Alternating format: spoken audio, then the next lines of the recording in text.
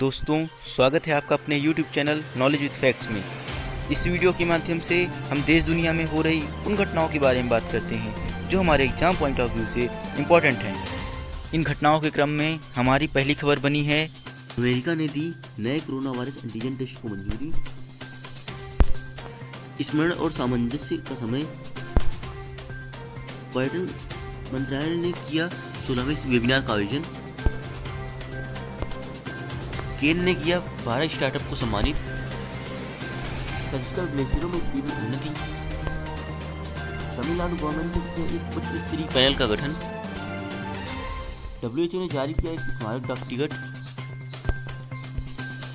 फाइटोफार्मास्यूटिकल के drug trial को मंजूरी। झारखंड सरकार ने पान मसाला पर प्रतिबंध लगा दिया। महाराणा प्रताप की 480वीं जयंती मनाई गई। पंडांडा कुटप्पा का निधन हो गया। ऊर्जा दक्षता से भारत ने की 89,122 करोड़ रुपए की बचत। मध्य प्रदेश में मध्याह्न भोजन राशन प्रदान करने वाला प्रथम राज्य बना। 27.1% तक बढ़ी भारत की बेरोजगारी दर।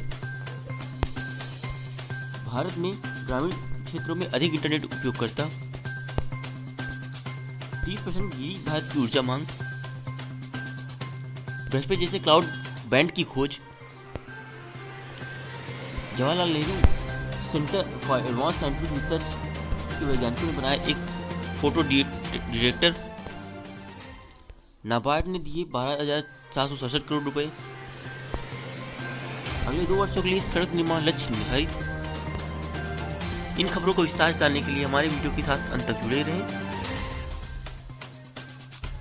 लाइक और सब्सक्राइब जरूर करें।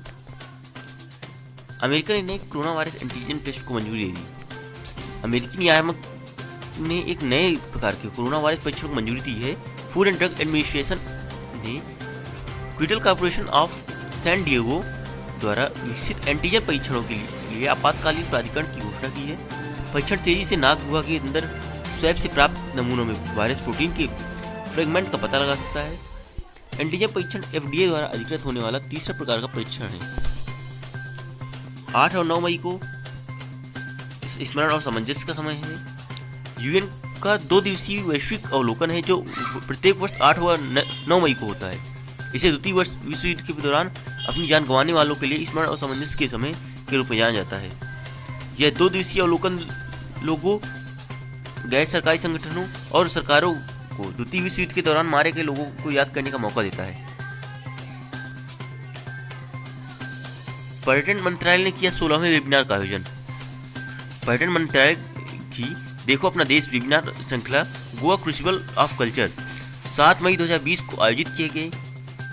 इसने कम ज्ञात या ज्ञात यात्रा अनुभव प्रस्तुत किया गया जो भारत को सबसे लोकप्रिय पर्यटन स्थल गोवा प्रदान करता है।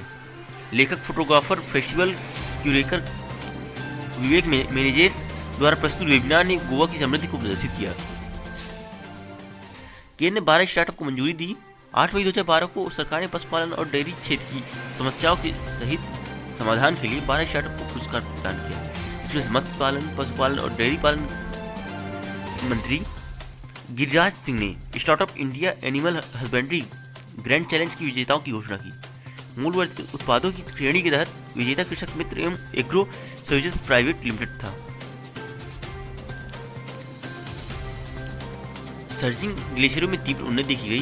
देहरादून के water institute of Himalayan geology यानी WIHG के वैज्ञानिकों ने लद्दाख के काराकोरम रेंज में 220 सर्ज टाइप ग्लेशियरों में मौसमी उन्नति पाई है।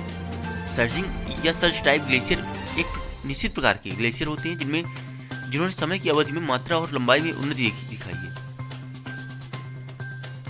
तमिलनाडु गवर्नमेंट ने एक उच्च स्तरीय पैनल का गठन किया। तमिलनाडु सरकार ने भारतीय रिजर्व बैंक के पूर्व गवर्नर सी रंगराजन की अध्यक्षता में एक उच्च स्तरीय समिति का गठन किया है। इसका गठन सरकार की कोविड लॉकडाउन अवधि के बाद मध्यम अवधि की प्रतिक्रिया पर सलाह देने के लिए किया गया है। वर्तमान में मद्रास स्कूल ऑफ इकोनॉमिक्स के अध्यक्ष रंगराजन ने पहले भी मनमोहन सिंह के अधीन प्रधानमंत्री के आर्थिक सलाहकार परिषद का नेतृत्व किया था। WHO ने जारी किया एक स्मारक डाक टिकट। WHO और संयुक्त राष्ट्र की डाक एजेंसी ने चेचक के उन्मूलन की 40वीं वर्षगांठ पर एक स्मारक डाक टिकट जारी किया है। मई 1980 में 33वीं विश्व स्वास्थ्य सभा ने अपनी आधिकारिक घोषणा जारी की थी। दुनिया और उसके सभी लोगों ने चेचक से मुक्ति पा ली है। ये उनकी आधिकारिक घोषणा थी। स्टाम चेचक से लड़ने में वैश्विक एकजुटता को श्रद्धांजलि है और एक साथ काम करने वाले लाखों लोगों को सम्मानित करता है। फाइटोफार्मास्यूटिकल के ड्रग ट्रायल को मंजूरी मिली। Council for scientific and industrial research यानी CSIR को कोविड-19 के इलाज के लिए 2 दवाओं के लिए क्लिनिकल परीक्षण को मंजूरी मिल गई। Drug controller general of India यानी कि DGCI ने दवाएं अथवा फार्मास्यूटिकल और फेविपिराविर के नैदानिक परीक्षणों के लिए मंजूरी दी गई। फेविपिराविर एक सिद्ध एंटी इन्फ्लुएंजा दवा है, जबकि फाइटोफार्मास्यूटिकल पौधों से निकाली गई एक हर्बल दवा है। झारखंड सरकार ने पान मसाला पर 1 साल का प्रतिबंध लगा दिया। झारखंड सरकार ने 11 ब्रांड के पान मसालों के निर्माण, बिक्री और भंडारण पर प्रतिबंध लगाते हुए कहा कि इन उत्पादों में एक रसायन होता है जो हृदय के लिए हानिकारक होता है। इस आदेश का कोई भी उल्लंघन खाद्य सुरक्षा और मानक अधिनियम 2006 और भारतीय दंड संहिता की उचित धाराओं के तहत दंडनीय होगा। महाराष्ट्र और बिहार के बाद ऐसा करने वाला झारखंड तीसरा राज्य बन गया। महाराणा प्रताप की 408वीं जयंती मनाई गई। महाराणा प्रताप एक राजपूत राजा थे जो अपनी वीरता के लिए जाने जाते थे। 9 मई 1540 को जन्मे महाराणा प्रताप मेवाड़ राज्य के 13वें राजपूत थे। इनकी मृत्यु 1597 ईस्वी में हो गई थी। भारतीय राजा के सम्मान के लिए महाराणा प्रताप जयंती हर वर्ष 9 मई को मनाई जाती है। वर्ष 2020 में महाराणा प्रताप की 480वीं जयंती है। उनकी माता पिता मेवाड़ के राजा उदय सिंह थी और उनकी रानी जयवंता बाई थी। पंडाटा कुरप्पा जी का निधन हो गया।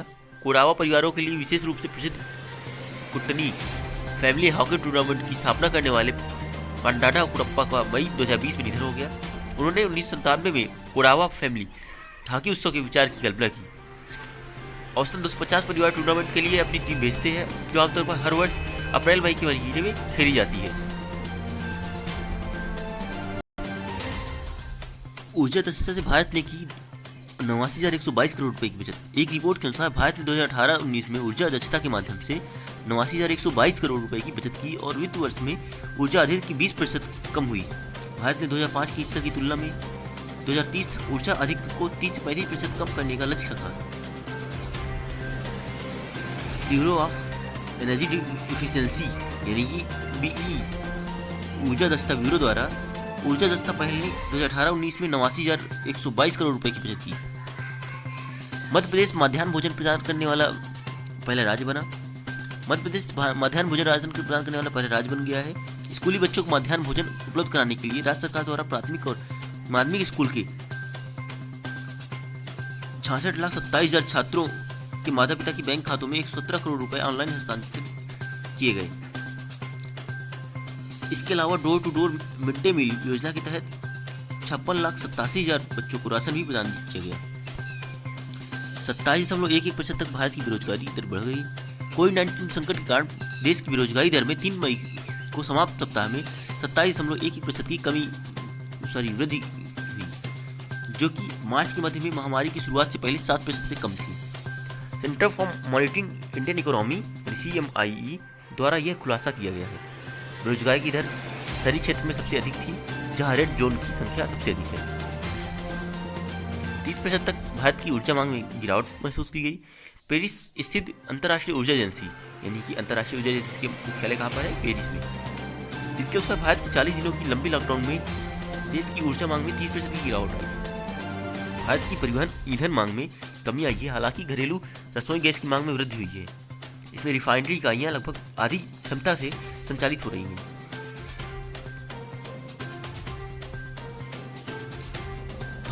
बृहस्पति जैसे क्लाउड इवेंट की खोज हुई। खगोलविदों की एक टीम ने पता लगाया कि निकटतम ज्ञात ब्राउन ड्वार्फ लहमैन 16A में बृहस्पति और शनि के समान क्लाउड इवेंट है। पहली बार वैज्ञानिकों ने सौरमंडल से बाहर वायुमंडलीय बादलों में एक्सो क्लाउड के गुणों को निर्धारित करने के लिए पॉलीमेट्री की तकनीक का उपयोग किया है। ब्राउन ड्वार्फ ग्रहों की तुलना में भारी होते हैं, लेकिन सितारों की तुलना में हल्के होते हैं। Jawaharlal Nehru centre for advance scientific research यानी JNCASR वैज्ञानिकों ने बना एक फोटो डिटेक्टर बनाया। Jawaharlal Nehru centre for advance scientific research ने की वैज्ञानिकों ने सुरक्षा अनुप्रयोगों के लिए एक किफ़ायती और ऊर्जा कुशल वेफर स्केल फोटो डिटेक्टर तैयार किया है। यह अवांछित गतिविधि के संकेत के रूप में कमजोर बिखरे हुए प्रकाश का पता लगाने में मदद करता है। आविष्कार अमेरिकी केमिकल सोसाइटी की अप्लाइड इलेक्ट्रॉनिक सामग्री पत्रिका में प्रकाशित किया गया था। नाबार्ड ने 12,767 करोड़ रुपए दिए national bank for agriculture and rural development यानी नाबार्ड के देश भर के राज्य सहकारी बैंकों और क्षेत्रीय ग्रामीण बैंकों को 12,767 करोड़ रुपए दिए। ऐसा लॉकडाउन के दौरान किसानों को ऋण देने के लिए इनके संसाधनों को बढ़ाने के लिए किया गया है। देश में 33 HTCB यानी कि राज्य सहकारी बैंक और 45 RRB यानी कि क्षेत्रीय ग्रामीण बैंक हैं।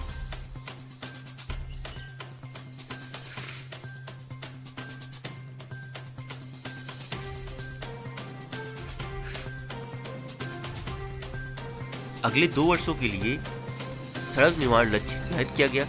केंद्रीय सड़क परिवहन और राजमार्ग और MSM मंत्री नितिन गडकरी ने ऑटो सेक्टर पर कोविड-19 प्रभाव पर SIAM संस्थान के सदस्यों के साथ वीडियो कॉन्फ्रेंसिंग के माध्यम से 7 मई 2020 को एक बैठक की। उन्होंने बताया कि उन्होंने अगले 2 वर्षों में 15 लाख करोड़ रुपए की सड़कों के निर्माण का लक्ष्य रखा है। मंत्रालय रियायत के साथ सभी मध्यस्थता मामलों को पूरा करने के लिए ओवर टाइम काम कर रहा है। तो दोस्तों, अगर ये वीडियो आपको पसंद आई हो, अपने एग्जाम पॉइंट ऑफ व्यू से इंपॉर्टेंट लगी हो, तो please like the video, subscribe to the channel and also press the bell icon. Thank you.